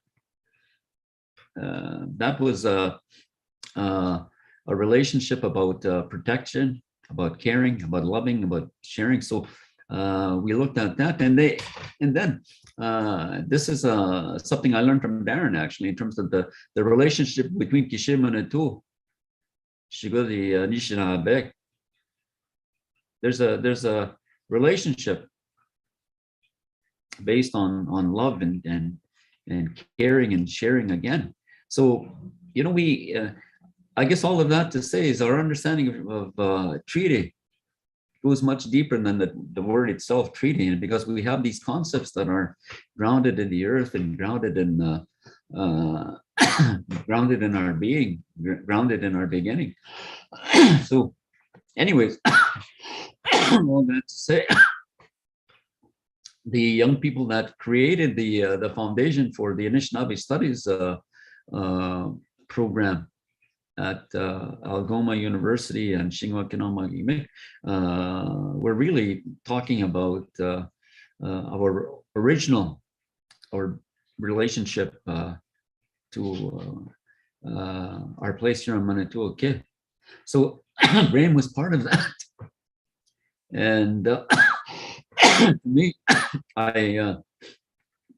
you know, these three men, and Ruth Norton, my aunt, and my cousin Marcella, I came to look at the opportunity that was there for Shingwak Kanamagigimig. And Shingwak actually became responsible for Algoma University receiving its charter, because Shingwak Kanamagigimig provided the Anishinaabe. The Anishinaabe went for that institution. I still believe in my mind, like in my heart of hearts, that Algoma wouldn't have received the charter if it hadn't had this relationship with Shingwak, and this relationship was cemented, was acknowledged in a covenant that was witnessed by the speaker will speak after me, Phil Fontaine, and Di-Bayn-Di-Zi-Win. And what the covenant spoke to was the separation. Two canoe and ship the Turu wampum, traveling down the same river in the same direction at the same speed, and never the two interfere with one another. So the covenant was signed, the initial covenant, and then there was a subsequent covenant signed because they wanted to renew the relationship. So Shingwak, in my mind, I could be a little biased because I spent time there, and Andrew's part of that now, part of that place. Shingwak, in my mind, was was something our communities that are looking at getting involved in post-secondary education, reclaiming our responsibility, reclaiming our right to educate our people. Shingwak, in my mind, has always been the model. So, same language to Graham. Also, Andrew, as he said, we just met, and I've heard a lot of things about Dr. Judge from Nakumu. I'm not going to say it. Andrew Judge, Dr. Judge, from students that he has now, and students that were walked with me while I was there, and they've said so many wonderful things about you, Andrew, in terms of your vision, in terms of your humility, in terms of your approach to sharing your way of knowing. So I appreciate that, and I thought, in terms of the panel, I thought your message to a wider audience would be pretty important. Ken Young, Daryl mentioned that he's probably one of the best legal minds that I know, and I don't say that jokingly. I've referenced him in my part of the book. A lot of his legal arguments I've used, during my during my time in the Kinamage-Gimig, in the teaching circle, in the teaching lodge, and I find his opinions refreshing, and I find his opinions speak to me as Anishinaabe, as Ojibwe-Anishinabe, and Ken has been I'm happy to be calling my friend, but he's also really been involved in a lot of the struggles. Like he's been at the he's been at the front lines, and as Darren likes to say, he's been in the trenches, and it's been an honor to know him and to have him here again at this second launch. Then Phil Fontaine. You know, there's a lot of things that can describe this man. You know, he's my he's my uncle, and I write about him in my part of the book. I write about him when he was leading our community, and you know, Daryl mentioned these exciting, and so did Don, these exciting times, you know, with protest and resistance and whatnot, Anishinaabe Park, you know, the People's Caravan and so on. Phil, to a lot of us young people at that time, represented, he was the face of our resistance. You know, he was taking young people like myself, and he was taking us to small boys camp. You know, and he was showing us how to stand up for ourselves as well. And I mentioned this at the conference which I spoke. That led to this book. You know, we went on strike in high school. We pulled down the high school again because it was because of racism, because of discrimination, and a lot of that direction came from people like Phil, and that showed us that you know, we shouldn't be afraid. We should stand up for what is right. And I like to think that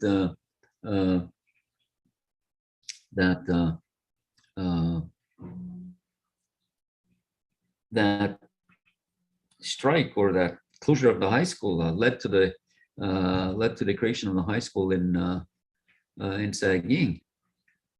And then there's under his leadership as well, you know, Saging took on education. Saging took on child welfare, and Saging took on drug and alcohol healing. So you know, he was so much part of the movement in my view. Then, you know, he went on to different things, became the Grand Chief of the Assembly Manitoba Chiefs, and he and Elijah Harper, you know, led a group of young Indian chiefs to challenge the Meech Lake Accord. He again led relatively the same group in 1992 with Charlottetown. You know, he was very involved again with residential school. He was a major catalyst to what took place, to what's still happening. You know, the delegation to meet Pope Francis in Rome at the end of the month. So the Indian residential school settlement, the apology, the Truth and Reconciliation Commission, all of that, you know, came, you know, both under his watch. So I'm appreciative, and I'm honored that he's here again for the second launch. And I want to say this, you know, I mentioned the students at Shingwak, at Shingwak, you know, when we developed the Anishinaabe core courses, but there's students that are mentioned in the book. You know, Jennifer Block, you know, she talked of this paradox that Darren spoke to. Lily O'Donnell, who made me kind of shift my my language regarding knowledge and knowing, because I think she showed me well, the lived experience is a lot different than your book knowledge. So there's a difference between knowledge and knowing, because knowing is a living thing, and knowledge is pretty static, and it's found basically in books and so on. So miigwech to Lily. Farah Murdoch, who talked about the middle ground. She describes her friends. You know, one group of friends who have their feet firmly planted in the Anishinaabe way, in ceremony. She describes her other friends that have a foot in the traditional ceremonial way and in the Western way, attending university and college and things. And then you have her other set of friends that are completely immersed in Western mainstream study. And she talked in chapter 5. She talked of you know, the she describes this, and Kayla Andrews, you know, who in the book I mentioned this discussion that she has, trying to understand what this world, you know, when we talk about, well, if we're talking about reconciliation, what would that look like?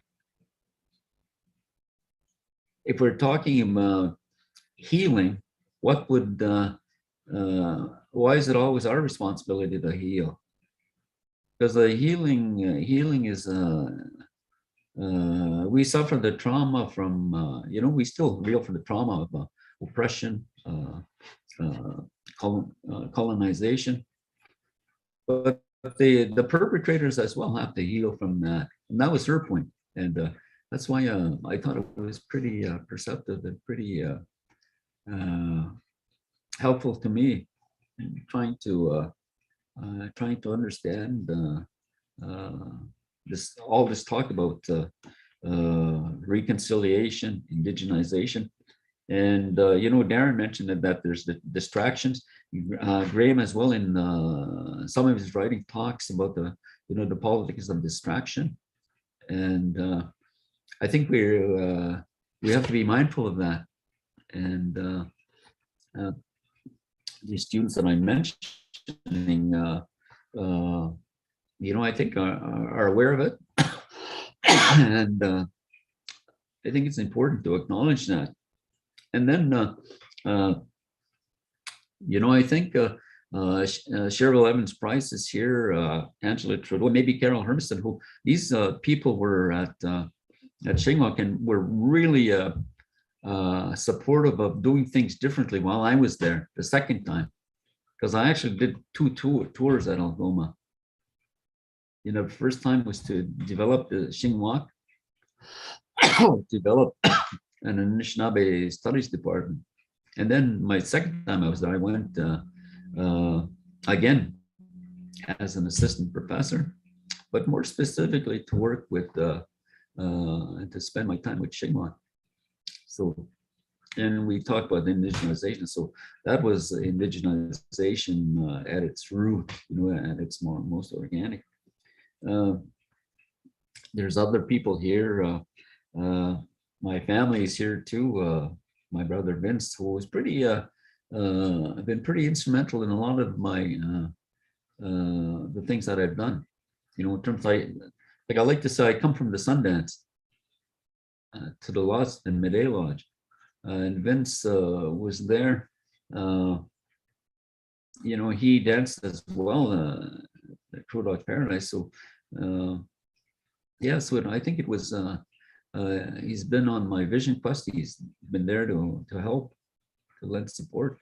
Yeah, so I have to acknowledge his role there. And I think my cousin EJ is here too. EJ's been quite involved with residential school, day school, healing initiatives. So I want to acknowledge him. So anyways, I acknowledge a lot of people. I don't know how much time I have, but I just, Di-Bayn-Di-Zi-Win. You know, I mentioned that I was approached by Scott Fraser from, well, he was at James Lorimer. Then he approached and asked if I could write on what I talked about at this academic conference on indigenization, oddly enough. And I actually, I have to admit, I didn't I didn't have any prepared notes when I went to speak. I just talked about what I felt in my heart about what was happening. And, you know, I have a very strong feelings about what was taking place. And I was more of an outsider. I still am an outsider because like I said, I don't really see myself as an academic. And everything that I do within the circle of the learning circle or the teaching lodge is done through ceremony. And, you know, I mentioned that when I was at Trent, all of my circles were held in the TP. You know, fall, winter, and spring. You know, and I think the people that sat in those circles, I think, thought it was unusual, but maybe that's part of this this guy's approach to education. So this is where we sat. And when I went, well, you know, when I went back to Xinghua, it was again doing something totally different. You know, using our ways.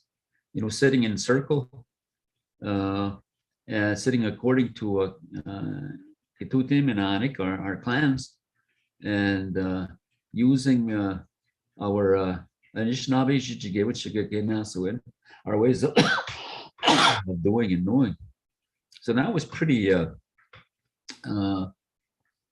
and this I have to acknowledge, and like I acknowledged them before, but I got to give credit to Cheryl, Angela, and Carol for actually, they were really supportive of that, because there was pushback from certain students because they said, well, you know, that's not academic enough. You know, why are we learning about Anishinaabe, these ways of doing and knowing that are really, in their mind, I think, belong elsewhere outside of the academia. But these ladies and you know, some other young men, boy,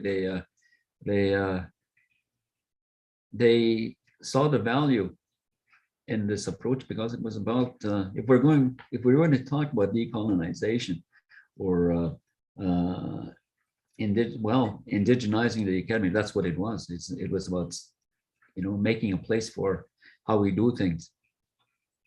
So that was really you know, pretty important. And I should say too, you know, while I was at the University of Manitoba, we had and Darren was acted as TA. You know, for a lot of the courses there, and we did again, we threw caution to the wind. We did things the Ojibway-Anishinabe way, and you know, we've been doing that ever since. And at the University of Winnipeg, you know, I do the same thing, and all of that is not so much to. It's about sharing. Again, I want to come back to our ways of doing and knowing, and it's really, you know, part of that obviously is our Atsukanak, our sacred stories, which you gave within our moral stories, our own personal stories, the Bachimonan. That these stories, in my mind, are really fundamental to how we change the mindset. And, you know, so we deal, you know, we talk, you know, in one of the circles, we talk about wisdom, pathways to wisdom. So where do we begin? We begin with the beginning. You know, how we came to know things, or how we came to know our place in this world. And part of that is, you know, has or focuses on Atsukanak, our sacred stories and spiritual history. There's we have Di-Bayn-Di-Zi-Win, Anishinaabe. Well, we have a certain way of living, and where do we find where do we find that? We're told that in our moral stories, which I gave it. The Nishwashu, Giginama gave in our 7 teachings. Nishwashu, Nakane gave in our 7 natural laws. So we, we speak to that. And lastly, how the living come to know things, or Anishinaabe. And so that's our own methods of learning things, our own ways. So we have ceremony. We heard song this evening, stories, of course. All of that. All of that, I think, in my mind, changes how we tend to see education. But I think Di-Bayn-Di-Zi-Win speaks to all of that. To own ourselves, it's about self-determination. It's about Wabang, it's about our future. And I like to say sometimes, and I actually, it didn't strike me then, but I heard Phil share that at one of the assembly meetings while he was at the Assembly Manitoba Chiefs, that to be able to know where we're going, we have to know where we come from. And boy, I didn't strike me like the meaning. It really didn't hit me until I started thinking about it, until I started this this walk. So it's been it's been a pretty important time. And I guess before I say much and sign off, I just want to acknowledge Daryl Bosno. He's been a good friend for a long time. And actually, the first time I met him, it was at one of the assembly meetings. He had a baseball cap, and I asked him, I wonder, do you think I could get your baseball cap, because my dad collects caps? And so he said, yeah, we'll. And then so then he gave me a cap, and I gave it to my dad. And then what would happen, actually, probably a couple of months after, we would be involved in the planning of the first contemporary, the first modern day Anishinaabe gathering. And the Three Fires Confederacy, which was he was chief, and our community, and a lot of Ojibwe, Udawa, Nishkitwatme peoples traveled to Garden River for that gathering. And we've been friends ever since, and we've that set us on a path to walk with Badwin and Beneshi, Eddie Ben and Bene, and we've atomic energy, sacred assembly, and education. And so it's been a friendship I cherish. So with that, Darren, I'll say miigwech bizindiak nongum hasa wevene niganigana. Thank you, Jerry, for all those kind words and the acknowledgements you gave to everyone that was here on the panel. I'd like to introduce now our final speaker.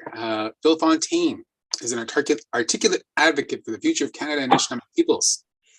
As the former Grand Chief of the Assembly of Manitoba Chiefs and National Chief of the Assembly of First Nations, he is a shining example of how strong leadership can work.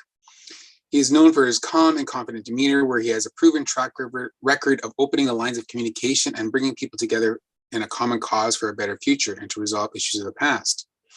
Fontaine is the youngest son of an Ojibwe family of 12 and has been instrumental in facilitating change and advancement for Anishinaabe peoples from the time he was first elected to public office as chief to when he negotiated the largest settlement in Canadian history for the largest human rights violation in Canadian history, arising out of the 150-year residential school era. Ladies and gentlemen, please welcome Phil Fontaine.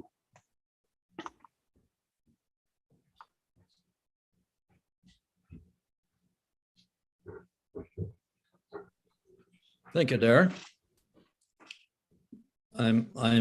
You can hear me, I take it? Yep. Okay. Thank you for the very kind introduction, Darren. I want to say how humbled I am to be part of this very important circle.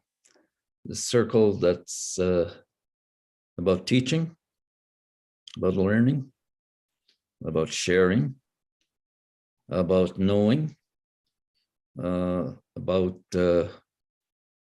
figuring out where we go from where we are. And it's about the strength in our communities and how we have to stand our ground if we believe in something to be true to ourselves, right? So it's been a wonderful evening for me to be part of this book launch. I want to congratulate doctors Jerry Fontaine and Don McCaskill for co-authoring this important book. I actually have the book, Don and Jerry. I've read the book, and it's in some respects provocative, necessarily provocative. It challenges our way of looking at the world, our perspectives on what is important and what isn't so.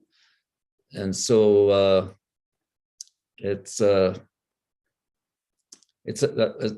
important piece of writing. It should be incorporated, and whether it becomes a textbook at university level or in our schools, I think it's an important document, and it should be shared widely. And as I said, the circle today, this evening, has been a teaching moment. And so teaching is not just about reaching out to our communities and thinking about the past and trying to figure out where we go from here, but it's also reaching out to our non-Indigenous, if I can use that reference, non-Indigenous brothers and sisters, because they also have to learn and understand us a lot better than they have up to now, because my fear is if we keep going down that path, we will encounter more chaos, more turmoil, and ever greater challenges to the well-being of our communities, First Nation communities, Aboriginal communities, Indigenous communities, whatever reference or designation you want to use. And so I would encourage both professors, one the Professor Emeritus and Professor Fontaine, to introduce this document, this important document, this important teaching tool, if I can put it that way, to as wide an audience as you possibly can reach. But that is not to suggest that this burden is only on your shoulders. It really rests with all of us. And I think it's important that we continue to resist we continue to push our agenda, whatever it may be at a given time.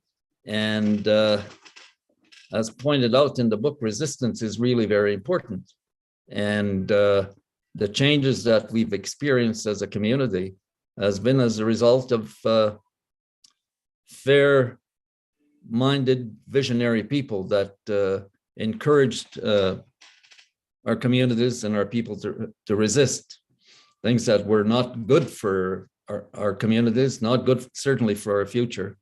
And so I think it's today is an important moment, and as I said, I've been humbled. I'm really proud to have been invited to give closing remarks, and I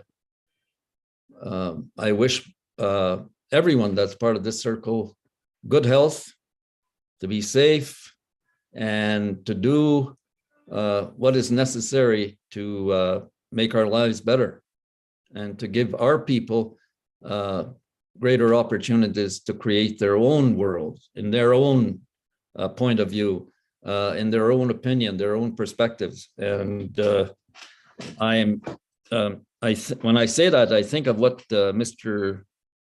Smith, I think his last name is Graham Smith, from New Zealand. All of what we're talking about is not one-dimensional. It's not singular, right? And so how I interpret that is that we have to widen our perspectives. We have to include as many of our people as possible into our circles, and to add, as Jerry pointed out, to add to the richness of this moment. And we can only do that if more of our people are welcome into the circle. And that is certainly how I feel this evening. I feel that I've been welcomed. I've been treated generously, kindly, and warmly. And I feel so good to have been a part of this moment. And so I thank my nephew, Jerry, and Don McCaskill, who I knew, who I first met and early in his career, certainly much earlier than mine, Don. And you've been a good friend to the community, an important friend. You've brought about important contributions to our people, and I thank you for that. And so to all my friends that are here this evening, thank you. I wish all of you well, and be safe. Miigwech. Thank you, Phil, for those excellent words. And I just wanted to say thank you to each and every one of the panelists tonight, starting with Patricia for opening up with the honor song at the very beginning, for Graham Smith for coming in and speaking to us from New Zealand. I know it's very late over there, or early in the day for you, tomorrow for us. Andrew Judge for coming in and sharing his thoughts and his experiences. Ken Young for his legal expertise and his understanding of ways of treaty and how these instruments sort of play out. For Daryl Bosno for reminding us as Anishinaabe to keep doing what we need to do, and for non-Anishinaabe to know to stand with us and walk with us. To Don and Jerry for actually writing the book, writing this amazing book. Thank you. And Phil for closing up and summarizing everything so eloquently, more than I can. For those of you who haven't yet, go out and purchase Di-Bayn-Di-Zi-Win. To own ourselves, Embodying Ojibway-Anishinabe Ways. It is available for purchase at McNally Robinson Booksellers. With that, I want to say miigwech, and I would like to ask Pat and the singers to give us a traveling song to close us all out. So Pat, please.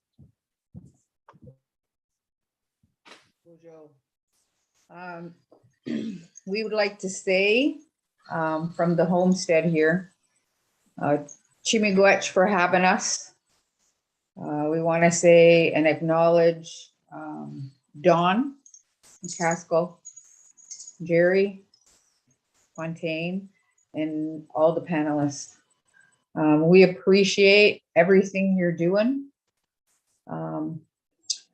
Most of you know our family represents the past. You know, we have that blood in our veins of our grandfather Tecumseh,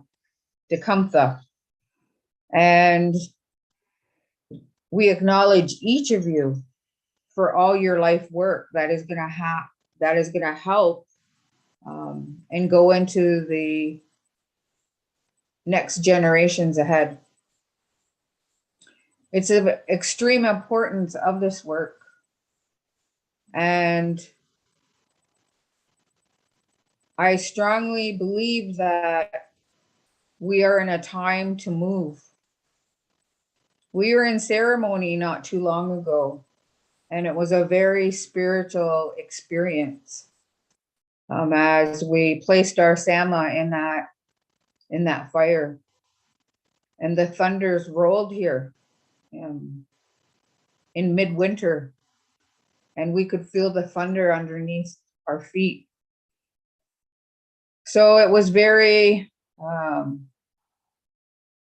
the direction to move forward and to pick up our bundles and move into the future. It is quite evident that's where we're at. And I'd like to offer a quote that comes from our grandfather Tecumseh, commonly known as Tecumseh. A single twig will break, but a bundle of twigs is strong. And with that, we want to say Chimigwech. We'll see you on the front lines. I'm sure of it. And we'll be knocking on some doors. And I'm saying that in a good way. But that's where our support will be behind each and every one of you as we pick up our bundle and join with others to help all Anishinaabe, and to also to help re-educate those who need to understand us better. So with that, we're going to close with a traveling song. We extend to each of you from our hearts to yours. Good.